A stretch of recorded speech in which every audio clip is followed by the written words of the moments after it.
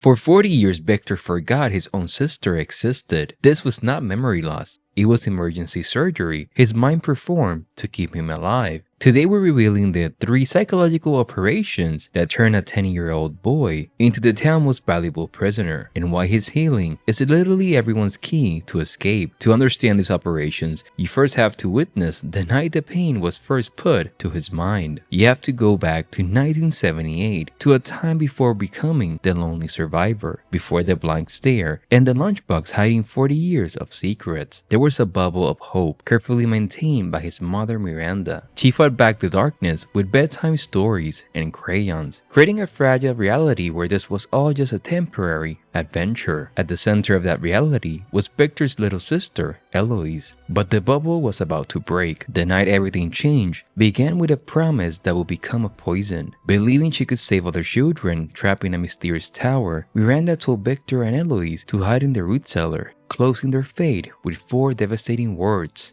And when I come back, we're gonna go home. That promise was not a source of comfort. It was the setup for a devastating psychological trap that would grow in a matter of hours, breaking apart his world and his mind. And the first operation began the moment he heard the screams. Hidden in the darkness of the cellar, Victor watched as his little sister Eloise ran after their mother. In that instant, a 10-year-old boy was forced to make a choice no one should ever have to make: follow his family into certain death, or stay hidden and survive alone. He chose survival because he froze, and for years and hours later, he was punished for that choice, forced to listen to the soundtrack of his world being dismantled. The screams were not just the sounds of monsters, they were the voices of his neighbors, his friends, his family. When morning finally came, he emerged into a graveyard. The silence was the worst part. A world that has been filled with screams was now perfectly still. He walked through what was left of his entire community, a small ghost in a town of bodies. But the real trauma was not just what he saw, it was the toxic, impossible equation his brain was forced to process. Survivor's guilt. Why did I live when everyone I loved died?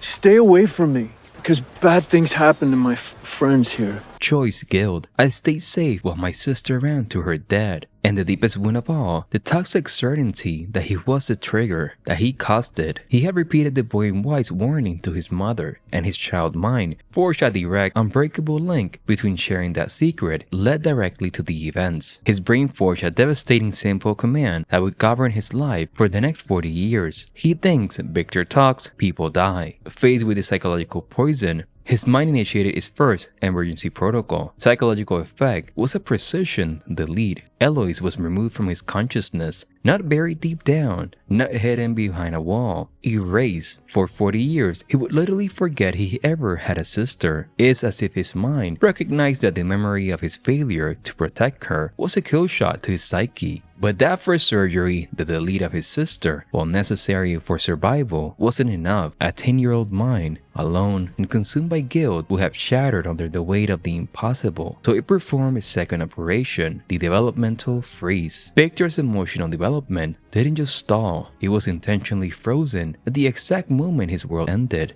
This was not a flaw, it was a feature. An adult mind tried to find logic in the madness and breaks. An adult mind pushed under the weight of 40 years of loss. A child's mind adapts. A child accepts monsters in the dark, accepts supernatural phenomena without demanding an explanation that doesn't exist, and being in that childlike state. And this new operating system was not installed in a vacuum. It had a guide.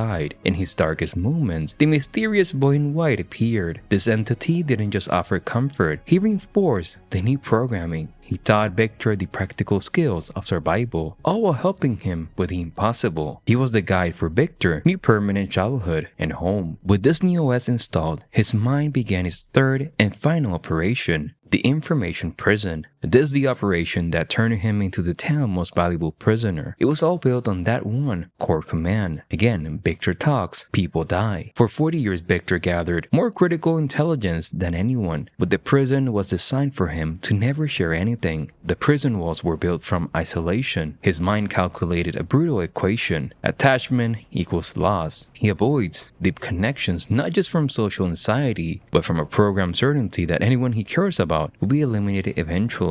Every potential friendship was a future tragedy, so his mind built walls not just of shyness, but of protecting himself from grief. The prison vault was his documentation. His childlike drawings were not just a coping mechanism, they were a form of cold data storage, to store it externally so his conscious mind would not have to carry the weight of it. He was gathering intelligence, mapping routes like the map in the truck, create patterns, draw symbols, all while his trauma-induced prison prevented him from ever sharing this. The prison security system was his rituals, his obsessive need for control, symbolized by the lunchbox. It was a calculated anchor to keep his mind from drifting into the madness it was holding back. It's a fortress Victor built, a prison that served a dual purpose. It kept Victor alive, and it kept the town's most dangerous secret perfectly safe. For 4 decades, that system worked flawlessly, until the one thing it was never ever designed to handle finally arrived. Someone came back for him, his dad. Henry's return was not a family reunion. It was a system failure for Victor's self-identity. His armor was engineered to survive loss, abandonment, and horror. It had no protocol for unconditional love. The arrival of this unforeseen event sent warnings through his 40-year-old programming, and the first system to buckle up was the isolation protocol. For the first time since he was a child, Victor had someone who knew and would not abandon him. When he collapsed into his father's arm, I didn't know how to get home.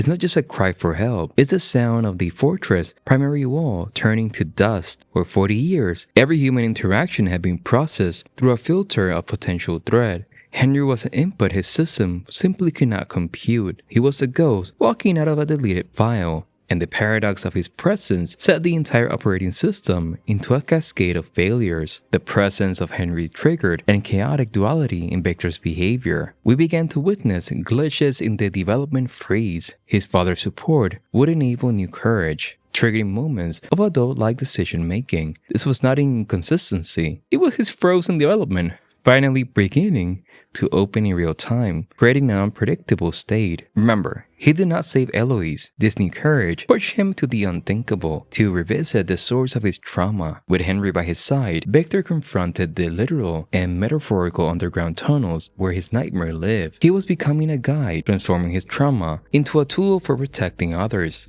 But this bravery came at a cost. Facing his past head-on meant confronting the core of his information prison. The first crack appeared with Sarah in the blanket fort, a little return to a childhood safe space that allowed him to bypass his own security and share a fragment of his story. But to truly dismantle the prison, the guild that had held the keys for 40 years, telling his father about Eloise. There, Victor finally confessed his deepest, most toxic secret, the core command of his entire operating system. "It's my fault they died," became the virus that corrupted the prison code permanently. He firmly rejected the guilt. He told Victor his mother made her choice out of love, and that none of it was his fault. Your mother did what she did because she loved you. That single statement, that external validation from the one person whose judgment mattered, was the kill code for the guild program, a system patch that erased a 40-year-old bug from his mind. The prison walls it had maintained for 40 years destroyed it. With the vaults finally open,